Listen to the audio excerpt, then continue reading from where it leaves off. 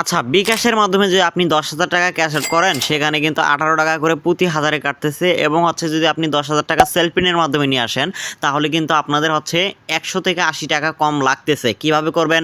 A to Z বিস্তারিত বিনা থাকছে আজকের এই সম্পূর্ণ ভিডিওটা। এই ভিডিওটা দেখলে বিকাশ থেকে আপনারা কম খরচেই টাকাগুলো ট্রান্সফার করতে পারবেন বা হাতে নিতে পারবেন।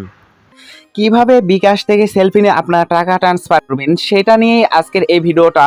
তো বিকাশ থেকে সেলফিনে টাকা ট্রান্সফার করার জন্য আপনাদের ফার্স্ট অফ অল দুইটা বিনিময় অ্যাকাউন্ট লাগবে। একটা হচ্ছে আপনাদের বিকাশ বিনিময় অ্যাকাউন্ট অ্যান্ড একটা হচ্ছে আপনাদের সেলফিন বিনিময় অ্যাকাউন্ট। তো বিকাশ বিনিময় কিভাবে অ্যাকাউন্ট করবেন পুরোপুরি ভিডিও আমাদের ডেসক্রিপশন অথবা আই কার্ডে দেওয়া থাকবে, আপনি সেইখান থেকে দেখে আসবেন। এবং সেলফিনে কিভাবে বিনিময় অ্যাকাউন্ট করবেন সেটি আমি একটু দেখাই দিচ্ছি এবং পুরো ভিডিওটা আমাদের আই কার্ডে দেওয়া থাকবে, আপনি সেইখানে দেখে দেখে কিন্তু সেলফিন বিনিময় অ্যাকাউন্টটা ক্রিয়েট করতে পারবেন।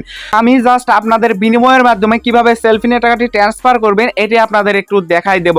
এইটি করার জন্য ফার্স্ট অফ অল আপনারা চলে আসবেন আপনাদের বিকাশের অ্যাপসের মধ্যে। সো অ্যাপসে আসার পরে আপনারা একটু স্ক্রল করে নিচে নামবেন।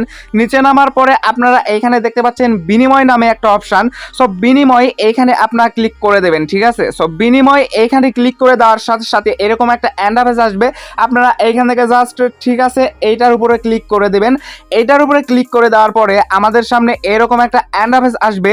তো আপনারা এখান থেকে যে ডাইরেক্ট পে ডিপি এখানে ক্লিক করে দেবেন। হ্যাঁ বন্ধুরা, ডাইরেক্ট পে ডিপি এখানে আপনারা ক্লিক করে দেবেন। সো এইখানে ক্লিক করে দেওয়ার সাথে সাথে আমাদের সামনে যেই ডাইরেক্ট পের যে ভ্যালিড আইডি অর্থাৎ বিনিময় আইডি সেটা আমাদের সামনে চাইবে। তো এইখানে অ্যামাউন্টের জায়গায় আমরা অ্যামাউন্টটি বসাই দিব। সো অ্যামাউন্টটি বসিয়ে দেওয়ার পরে এইখানে আমাদের হচ্ছে রিসিভার ইউজার আইডি অর্থাৎ আমাদের বিনিময় আইডিটি এইখানে লিখে দিব। সো বিনিময় আইডিটি কোথায় পাবেন? আপনাদের সেলফিন বিনিময় আইডিটি সেলফিনে ক্রিয়েট করার পরে আপনারা একটা ইউজার আইডি পেয়ে যাবেন। তো আমি আমার বিনিময় আইডিটি এখানে বসিয়ে দিলাম। তারপরে এখান থেকে পারপাস, সো পারপাস এইখানে আপনারা যে কোনো কিছু দিয়ে দিবেন। সো আমি এইখানে নিড এটা দিয়ে দিলাম।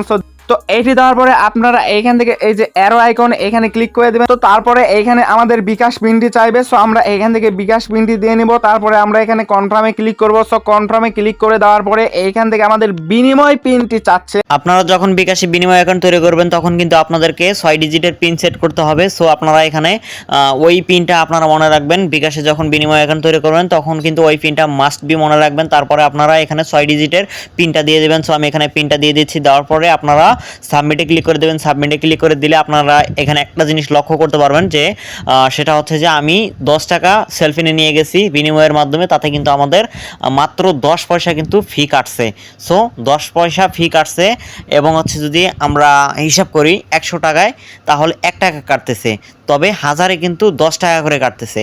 এটা কিন্তু আপনারা ভালো করে খেয়াল করলে আপনারা বুঝতে পারবেন। তাহলে কিন্তু আপনারা একটা জিনিস ক্লিয়ার হতে পারলেন যে প্রতি হাজারে আপনারা যদি বিকাশ থেকে সেলফিনে নিয়ে যান তাহলে কিন্তু মাত্র 10 টাকা চার্জ লাগতেছে এবং সেলফিনে নিয়ে যাওয়ার পরে কিন্তু আপনারা সেলফিন থেকে টাকাগুলো বের করতে পারবেন। আপনারা যদি 10,000 টাকা সেলফিনের মাধ্যমে বের করেন তাহলে কিন্তু আপনাদের 80 থেকে 100 টাকা প্রাইস সেভ থাকতেছে।